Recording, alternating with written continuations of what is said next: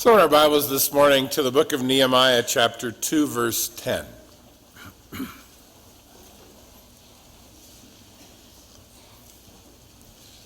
Several weeks ago, we began this book of Nehemiah, a man born in captivity in Babylon, though a Jew. And in 446 BC, as the king's cupbearer, God began to move on Nehemiah's heart that he should consider finding a way to go 700 miles away to a city he had never seen to rebuild walls that he knew were down and a people that were suffering for generations as a result. And yet, the position he found himself in made that almost impossible, but pray he would. And we looked at chapter 1 and saw how God births the desires of his will in the hearts of the people, usually with an individual, usually with what breaks your heart and what matters to you more than anything else. Nehemiah spent months praying, and he didn't really get an answer, but he didn't just sit idly by, he planned. So by the time you get to chapter 2 and the king says, "What do you need?" Nehemiah had an answer. And what will it take? He had a response. And how long will you be gone? And when will you return? And he had answers for all of those things. He'd been planning ahead, prepared, we called it.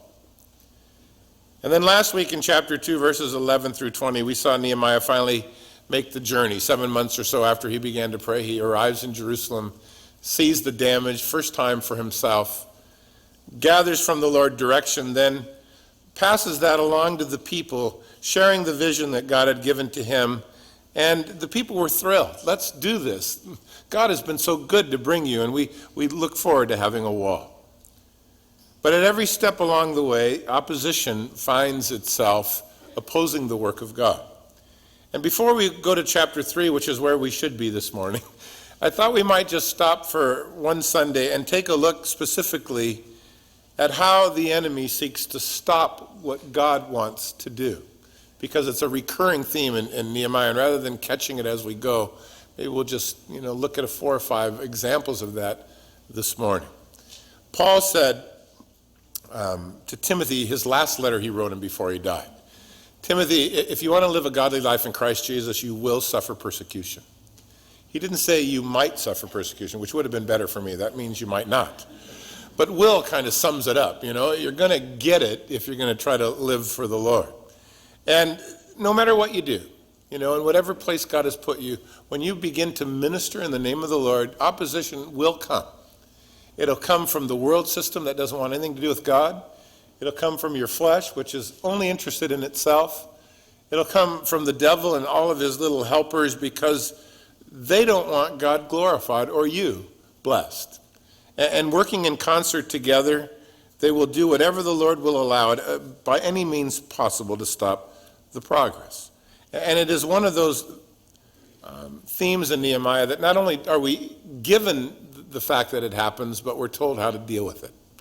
So I thought we could look this morning at some verses that say, expect opposition. For Nehemiah, the job was to build the wall. The wall would provide protection for the people. It would bail them out of, a century and a half of being the laughingstock of the neighborhood, sitting ducks to the, enemies of prey, the scandal that it brought to the name of the Lord. They needed to have this wall built. It was part of their protection. And the minute Nehemiah stepped out, so did the enemy. We are called by the Lord as the church to go into the world to rebuild lives as well. Lives that the enemy has destroyed and laid waste, the ones that he'd like to keep that way. So anytime you're going to reach out with the gospel or the mercy of God and the grace of God to share with folks, you're going to get opposition. And it's going to be that same battle. But as you seek to rebuild what sin and the enemy has destroyed. We have 4 points that we'd like you to think about this morning, and then we'll give you the solutions for them. But we begin here in chapter 2, verse 10, with these words, and this will be our first point. Opposition begins by nature. We read in verse 1, verse 10, when Sanballat the Horonite, Tobiah the Ammonite official heard of it, they were deeply disturbed that a man had come to seek the well-being of the children of Israel. Now, just for context, Nehemiah has finally got to leave where he was in the palace, head for Jerusalem, the blessings of the king, his PO orders in his pocket, full support. And only the news of what he was planning to do preceded him to Jerusalem. And these 2 men in particular, and we mentioned them, I think, last time, small group yet, they'll grow though, were absolutely upset that someone was coming to help the Jews. Now, who in their right mind would be angry that someone would try to put a wall around families to protect themselves? Where the kids could play in the streets and the parents could sit in the backyard and they'd have to jump every time they heard a noise or be fearful every time somebody rode through town. The natural thing for anyone would be to say, that's a great thing, they need that. But not when it comes to spiritual warfare. And the minute that you begin to enter into the work of God, these very disturbing, oppositions rise their ugly head. Two guys 700 miles away, and the description of them is they are deeply disturbed. They are saddened beyond measure that someone would come and do something good for the people of God.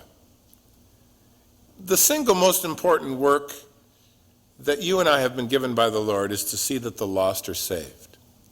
It's more important than feeding the poor, than housing the homeless.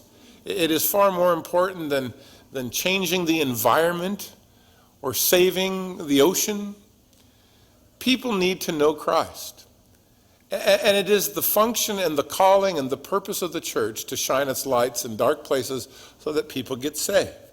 It is everyone's calling as a believer. The problem is the minute you enter into the battle for the lives of the people, you run into this natural consequence of resistance.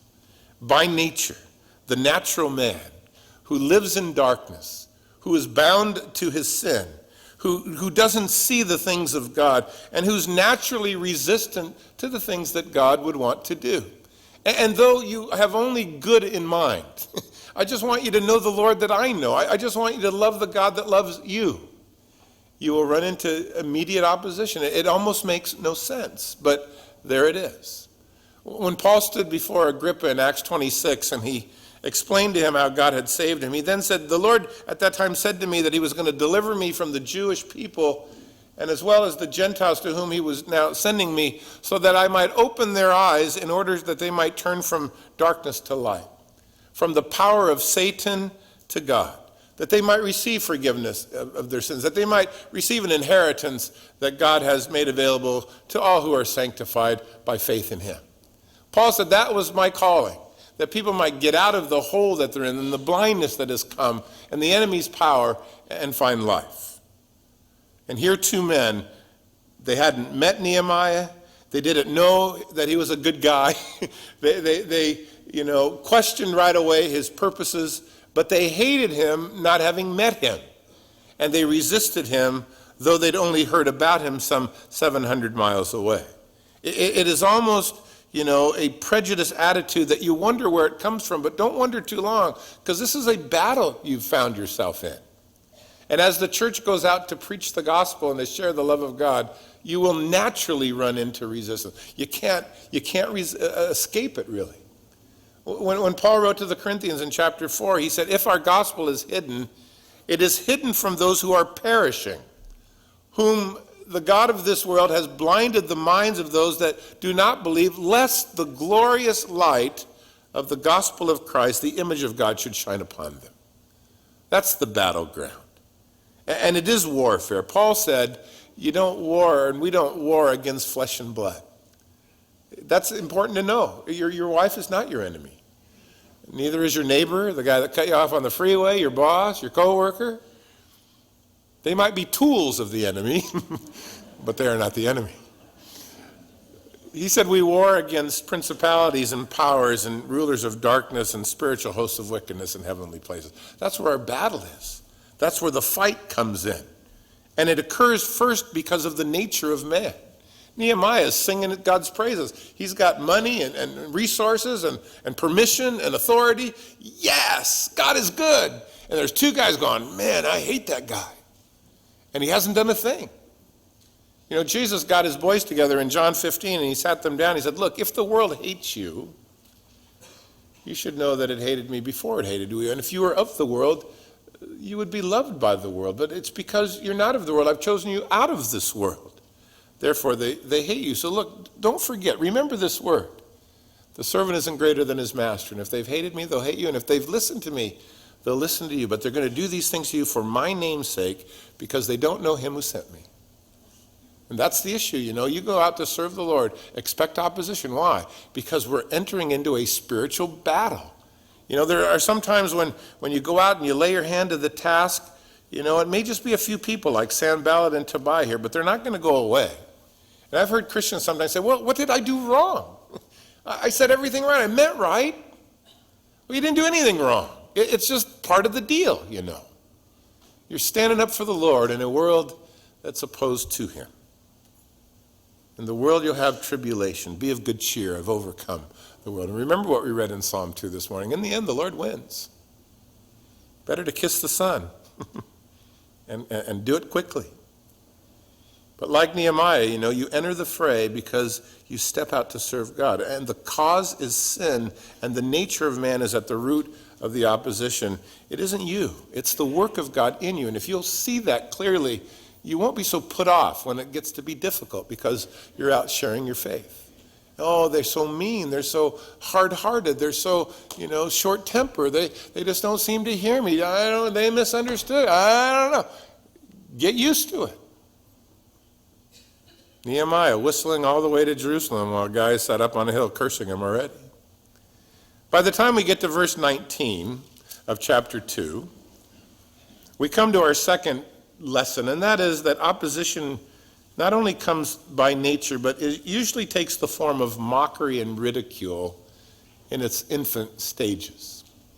Notice we read, when Sanballat the Horonite, Tobiah the Ammonite official, and Geshem the Arab, they heard of it, they laughed at us and despised us and said, what is this thing that you're doing? Will you rebel against the king? Now, by the time we come to this verse, Nehemiah has arrived in town, gotten a vision from the Lord, shared that vision with everyone, even pointed out all of the stuff outside that the king had given him, and it had thrilled the people. Let's rise up and build, they said.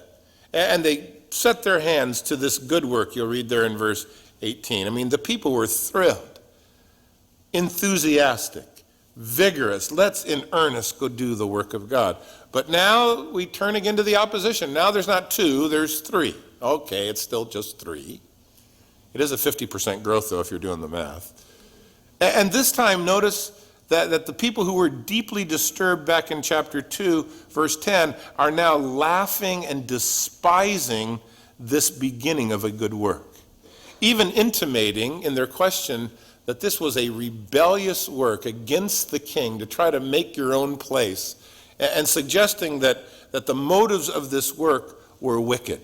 So lying and slander and mockery, just to try to stop this work of God. Now, Nehemiah, to his credit, doesn't engage them, doesn't say, hey, let me show you the king's letter, you morons, or get even with them, or try to fight fire with fire. He just leaves them be.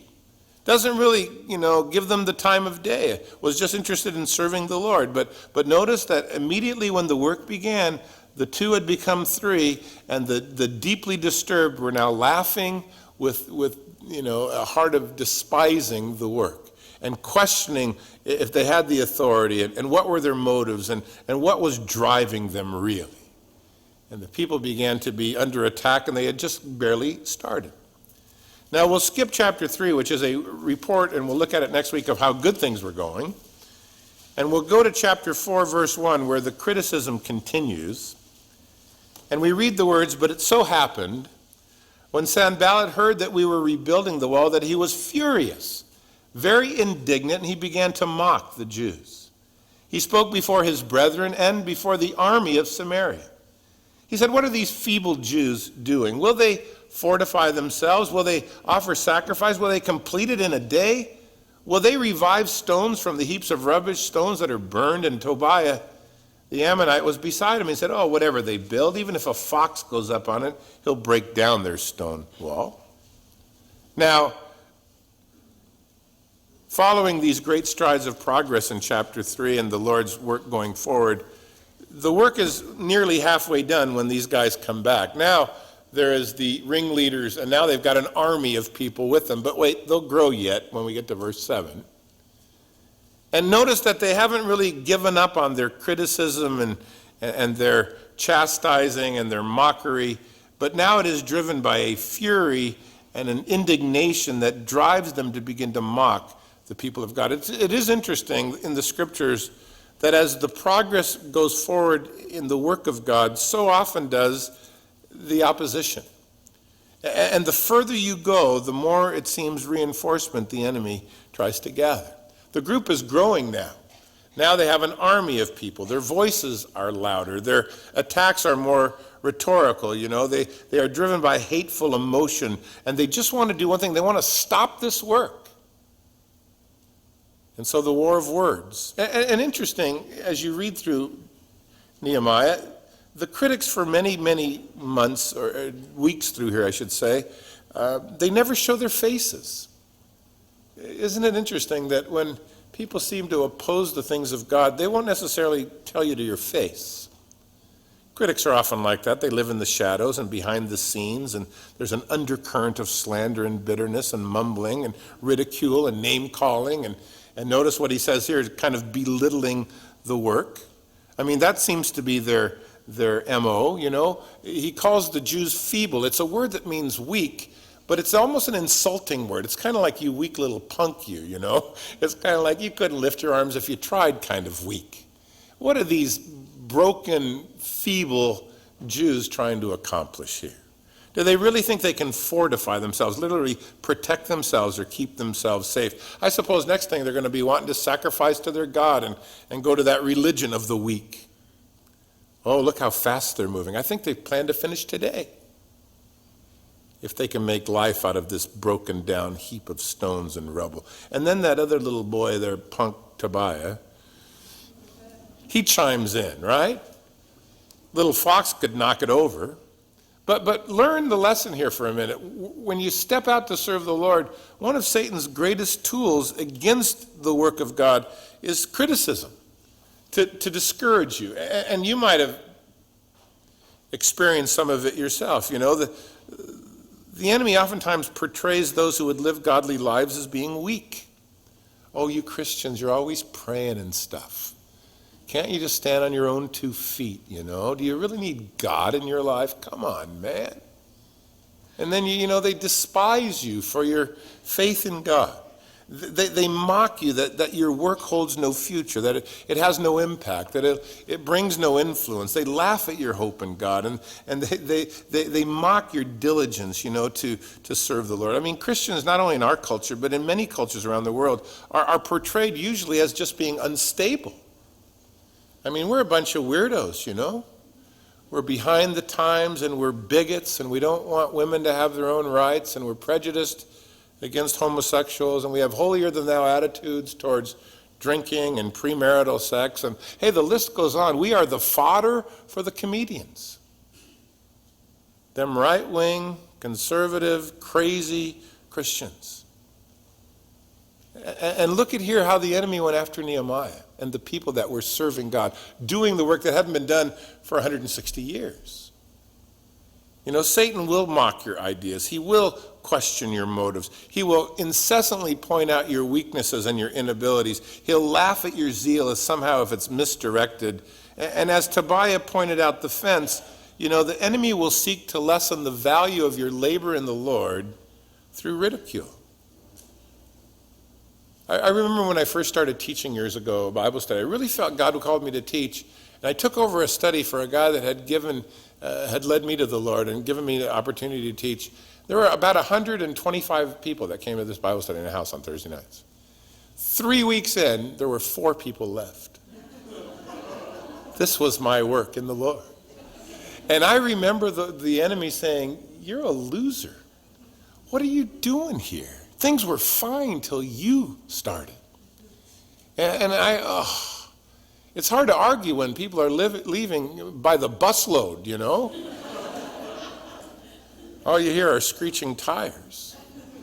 But so often the work of God begins humbly, You witness to somebody and maybe they turn away and the enemy says, "What are you doing? Nobody gets saved when you talk to them. You're terrible at it. Just shut up. Loser. All right. What are you praying for? What difference has that ever made in your prayers? You really think you can make a difference? Look, buddy, nobody cares. And the enemy comes to ridicule. And the unfortunate thing is, so often it works. because my flesh hates to be ridiculed. I hate to be the object of scorn. I don't want to be the bad guy. I want to be the good guy, I want people to like me. I want them to be on my side, not against me. So, when the enemy begins to direct those things and, I don't want to cause a stir. You don't want to stick out. You don't be tagged as some Jesus freak. So he leans on you, and it works. And he leaned on the work here. They did it in fury with indignant attitudes, mocking them, questioning their work, challenging their capabilities, making fun of the work that they were doing. And I suspect that the wall did not look good. And we'll look at that later. But I suspect, when you get priests to build walls, they're not good at it. You get construction people. I'm sure the wall wow, that's quite a wall there, And I'm sure the thing just had a natural little bend. But that didn't matter. It was God who was working through them. So, ridicule can keep you from serving the Lord. It can keep you from getting saved. It can keep you out of heaven and out of the saving arms of the Lord who loves you. So ridicule continued. We read in verse 7, or actually in verse 6, we built the wall. The entire wall was joined together up to half its height. It was halfway done. When we read in verse 7, now it happened when, and notice how the army is growing here, Sanballat and Tobiah and the Arabs and the Ammonites and the Ashdodites, when they heard that the wall of Jerusalem was being restored and the gaps were beginning to be closed, they became very angry. It seems to be their method of operations, anger. And all of them began to conspire together how they could come and attack Jerusalem and create confusion.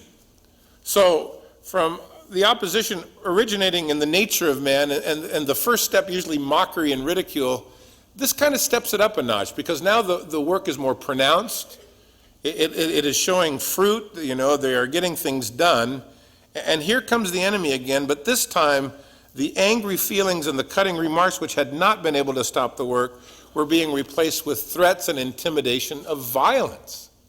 And now it was, the old conspiratorial kind of terrorist. We'll just come in when you're not looking, take one of you off a wall and two of you out over there in the street, and you're in trouble now, man. Now you've gotten us worked up. And the enemy, in gathering their next move, escalates the opposition from simple talk to serious threat. Now, notice in verse 7 that the opposition was growing. They've got a bandwagon now, right? In fact, if this continues, they will soon outnumber the laborers. There is much benefit in any ministry to staying small and obscure, I think, out of the limelight, People get mad, okay, great. But once you begin to be seen, and unfortunately not all ministries can be in the out of the limelight. Sometimes God puts you out there where people know you that you don't know, or the wall goes up and everyone gets upset. And now verse 7's got people from all over the countryside going, oh, we can't have this wall, But it was because they became prominent in their work. And so now it is no longer an attitude of, we don't agree with you and we think you're doing a lousy job. Now it becomes more personal. Now the threat is, if you go to work on the wall, you may lose your life in the process. And the threat is convincing, and it's dangerous. And it should convince you that Satan's not in for a fair fight. He doesn't want to fight fairly. He just wants to win. So, I guess it's good if you can stay out of the limelight, but what if you can't? I suspect that not many of us will ever be asked by the Lord to risk our necks for the cause of Christ. Could be wrong. But I think all the years I've been a Christian, at least in the United States, the greatest threats have always been words, people's attitudes and their dislikes or something. And it can bother you, but it shouldn't bother you for long. I mean, you have your opinion. I just know the Lord. I want you to know him. And so it usually doesn't put you off. But we have friends in Kabul today, Afghanistan, as missionaries. We have 3 families that we know very well in China, working in the underground church. We have, we know 2 fellows that just left to go to Iran. And they're going as missionaries. And they're being smart about it, but they know what they're getting into. And if they get caught, I suspect that they'll go to jail. It may be worse, I don't know. I hope they don't get caught. God knows. But there are much more difficult places to serve the Lord than here, certainly. We get a free pass almost. We're skating by comparison. And if you've ever wondered to yourself, I wonder how I would handle the pressure maybe just look at how you handle some old-fashioned criticism or cynicism, because I know you can find that. All you have to do is speak up for the Lord, or some low-level intimidation, On the other hand, if you're going to walk with Jesus in this life, it may be the death of your career, because there may just be certain things you will not do to get ahead. It could be the death to your next sales. It could be the death to a friendship because of your commitment to the Lord. It can kill a romance and take away an advancement and pretty much put your promotion out of reach. The enemy will do all he can to keep you from building the wall. And the wall building for you is reaching out to the lost. He'll do whatever he can to halt the progress, to turn you around. He'll go after your health, your family, your reputation, your commitment. He'll rattle nerves along the ways. He knows which button to push. I remember when I first got saved, I'd gotten a lot of fights in high school. I just fought a lot, just the way we grew up. So when I got saved, the one thing the Lord wanted to take out of my life was that natural response to go, hey, buddy, come here, just for a minute, And we would get like the weirdest stuff that happened to us, just like the enemy would go out of his way to make that harder. We were on a Laundry Boulevard going to church one night in the slow lane and had a guy pass me between the curb and the lane. Barely fit his car, and he stuck a knife out the window and did like this to me. Hurry up, he yells at me. And I said to my wife, I'm going to kill this guy. And she said, that's the enemy. I go, I know, and he's driving. We got to pull him over. But I mean, who has that kind of stuff happen to him? But the enemy will, if you're impatient, man, then he'll work on that. If you're caught up in lust, he'll go after that. If things is your deal, man, he'll whatever it takes, he's going to try to stop you. And if I, got to the point finally where I just realized this is the enemy. These weird things do not come normally. He's going out of his way. Then he loses, because I'm going to let the Lord fight the battles. And he's a good God. So now the threats came to the people, and these poor folks just trying to build a wall to protect their kids, their family. They're doing a good work. God is in it. Halfway finished. And we'll talk about that when we get to chapter 4. Halfway finished, there's a tremendous difficulty in halfway finished, isn't there? Because you got just as much work to do as you've done, and yet you've only got a quarter of your energy left, it seems, Finally, verse 10, and then we'll go back and look at the solution. But verse 10, Judah says, and Judah are the people that are building, the strength of the laborers is failing. There's so much rubbish, we're not able to build the wall. And then our adversaries have said that they will neither know nor see anything till we come into their midst and kill them, and, here's the reason, cause the work to cease. And so it was when the Jews who dwelt near them, the enemy, came, they told us 10 times, whatever place you turn, they're going to be upon us. So the length of the work, the relentless onslaught of the opposition, it became a tool into the enemy's hands, and from threat and intimidation came discouragement and fear. Something certainly the enemy wants to use a lot. Now, notice some of the comments from the workers, verse 10. We don't have enough strength. There's so much still to do. There's still so much garbage. And then from our adversaries, they were told, we're going to come and get you. You're not going to see it coming. You're risking your neck. You'd be better off if you stayed home. And if that wasn't enough, then we got guys who lived on the same block as them in verse 12 passing along that information to us. Oh yeah, I was talking to the guys who want to kill us last night. They're over the fence and they're coming. 10 different times they come to the meetings for the wall builders and they're going, yeah, we shouldn't do this. They're going to kill us. Now, first of all, don't ever have friends who hang around with the enemy. That would be your first bet right there. If they got to be mouthpieces for the enemy, you don't need them as friends or as co-laborers. Let them just move along. But notice the discouragement and the fear that this brought. And I must tell you, whenever you want to do something that the Lord has called you to do, there will always be far more people to say that why you can't do it as to encourage you to do it. I remember when we started the church here, we had 3 couples in a house, 2 of which thought it was a horrible idea. And so we had a meeting. Well, why would that be horrible? Oh, it's too hard, it's too ambitious, it's too unrealistic. We don't have the time, we have neither the energy, we don't have the know-how. Okay, I quit. Just disparaging, never visionary, And the last excuse is usually always the one that says, oh, we've tried that before. We've tried that, it didn't work. And one theme that you find throughout this book is that, the work of God gets done under pressure. You serve while the enemy lurks about. You stick with God, but you expect opposition, and you learn to handle it. So by nature, through mockery, maybe even ratcheting up to threat and intimidation with the intention of discouraging you, bringing you to fear, getting you to quit serving the Lord. Well, then what do we do? Well, go back to chapter 2, verse 10, and we'll just quickly, as we finish here this morning, look at some of the responses that we find with Nehemiah. The first one, there's no response, verse 10 of chapter 2. And the reason is Nehemiah didn't even know these guys existed, nor did he know the types of problems these guys were going to cause for him down the road. This verse is purely informational in the sense that God just wants us to know that there is a nature of man that before he sees anything done, he's already against the work of God. We have an unseen enemy. He has a wicked will. He's going to try to oppose you. You may not be aware of him. Trust me, he's there. And before you start freaking out and going, gosh, I always don't get a break. Everything's always against me. Well, wait a minute. Look at what you're doing and who you're serving. And maybe you'll have a bit of rest in the thing because, the enemy by nature is going to seek to oppose the people of God. In verse 19, when the work just began and the three begin to despise and all, the answer of Nehemiah in verse 20 is to say that God will prosper us. We serve the Lord, in other words. His response to the opposition was, look, we serve God. And then he said, you have no past, present, or future, with us in this thing. You have no heritage, no right, no memorial, but we're going to rise up and build. Accuse us of having false motives. Tell the king we're seditionists. We're going to build our own castle. I think he'll know better, but if not, I know that the Lord can take care of us. God's work, God's way, rest in him. So he left it be, and that was it.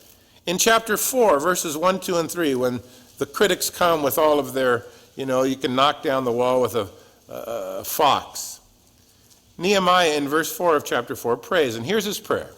Hear, O our God, for we are despised.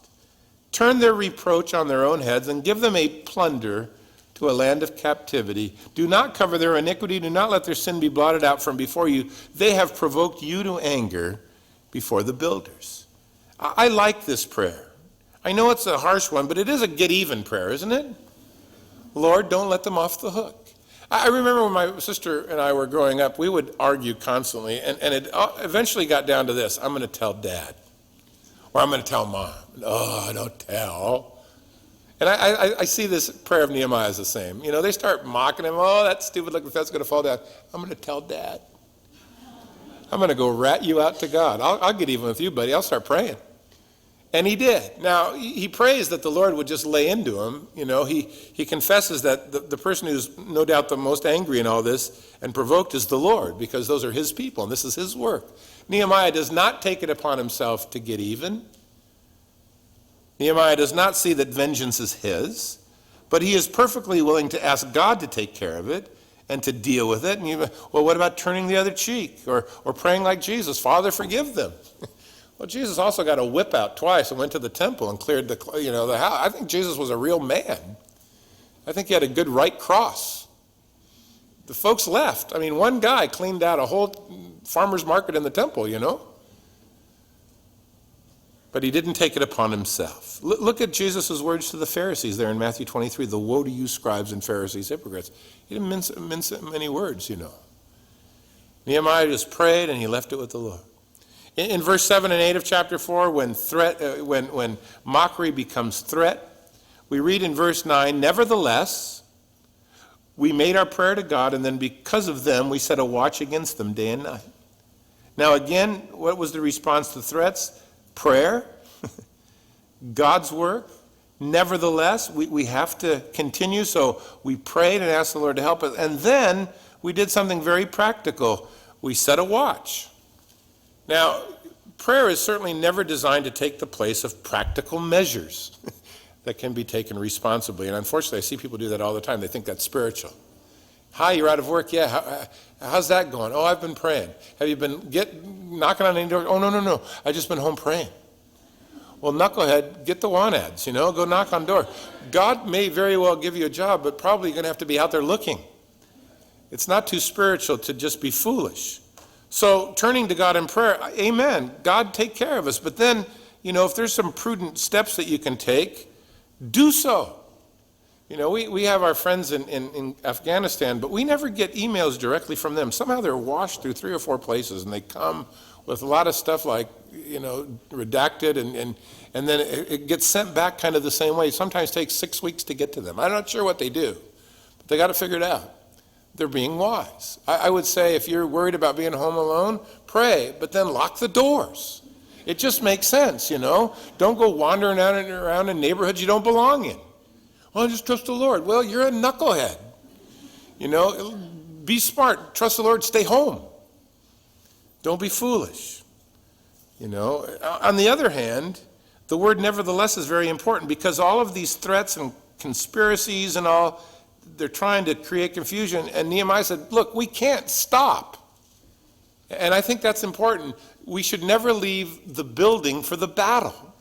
We should never give up on the work of God because life has now gotten tough for us. So prayer is vital. Responsible behavior is as well. And if you'll do both, then you can say, look, I'll count the cost and I'm willing to pay the cost. If this costs my life, great. But we've done our best to avoid it. We've done the best that we can. And like I said, there are folks in the mission field tonight that are in far more dangerous places than you and I are. The times that I've been in places that were very dangerous, I've always felt good about it because I don't go unless I believe the Lord's called me to go. So then you don't sweat it too much. We had to hire in the Philippines right after Marcos fell a guy to sleep outside our room with an AK-47 because they were killing pastors. And so I said, dude, stay awake. I think those were my exact words. Dude, stay awake. But it was all right because I think we needed to be there. That's what the Lord wanted. Now, had I been there on my own, I don't think I'd have liked it very much. So they set a watch, they prayed, but they kept working. And finally, notice in verse 10, 11, and 12, when the news filters in and the negative press and the church or the people of God are now carrying the advice and the words of the enemy. Nehemiah, after hearing all this, verse 13, he said, I positioned men behind the lower parts of the wall at the openings, and I set people according to their families with swords and spears and bows. And I looked and arose and said to the nobles and leaders and the rest of the people, look, don't be afraid of them. You remember the Lord. He's great and awesome. And then you fight for your brethren and sons, daughters, and wives and houses. And it happened when our enemies heard that it was known to us that God had brought their plot to nothing. All of us returned to the wall, everyone to his work. And so it was from that time on. Half of my servants would work at construction. The other half would hold a spear or a shield, a bow, wearing armor, the leaders behind the house of Judah. And those who built on the wall or carried burdens, they loaded themselves so that with one hand they could work and with the other hold a weapon. And every one of the builders had his sword girded at his side, and the one who sounded the trumpet was beside me. And so he said, the work is great and extensive. We're separated on the wall. Whenever you hear the sound of the trumpet, you rally to us. Our God will fight for us, but you come and bring your sword. So in response to the discouragement and fear, here's what Nehemiah did. He rearranged the workload so everyone worked closer to their homes. He set them in families. Work by your house. You have to worry about your family. You don't have to work across town. So he put them closer to their concern. He put them on a work that would be the most beneficial to them. It would protect their neighborhoods. And then he chastised them. He said, look, don't forget God. I know you're all overwhelmed and upset with these guys and their threats, but look, God is great and awesome. He's gotten us this far. Don't forget him. And that's unfortunately what happens when you get discouraged or fearful. You usually have gotten your eyes off the Lord, and yet greater is he that's in us than he that's in the world. So even when the crisis in verse 15 was averted, the work returned in full force, but Nehemiah took security steps that would slow down the work but would protect the people. Work with one hand, carry your weapon in the other. These weren't funny days or these weren't easy times, but they were going to do the work of God. So good practical measures of faith. But notice again, they weren't stopping the work. One thing that didn't happen, the work didn't stop, which is the enemy's will. So, we have this wonderful commission as the church, as the body, to go out to the world and tell them about Christ. But you're going to run into trouble, and it's going to bring trouble to your life. You can be as kind as you want, have as good intentions as you like, share as meekly as possible. It's a spiritual battle, and mockery and discouragement and all those things come your way. Hopefully you'll never see threat and intimidation. I pray you never do. It's not worth it so often to be upset by that. But it may. What can't happen is that we can't stop moving forward. The work is eternal. It's too important. And I think God would have us be aware that the battle is going to take place. But there's work to do, isn't there? The nevertheless has to be our statement. We're going to keep at it, right? I think Paul wrote to the Romans, we are more than conquerors through him that loved us. John writes at 90 years old, 1 John 5:14. No, it's not 5:14, it's 5:4. This is the victory that we have in the world, our faith. This is the victory that overcomes the world, our faith. And Paul wrote to the Corinthians, thanks be to God who always gives us victory through our Lord Jesus Christ. Big world out there. Lots of people are lost. That's why you're here. So you might tell them how they can know the God that loves you. Don't let the difficulty put you off. And don't leave the building for the battle. Battle's going to be there anyway. Aren't you glad we win? We win.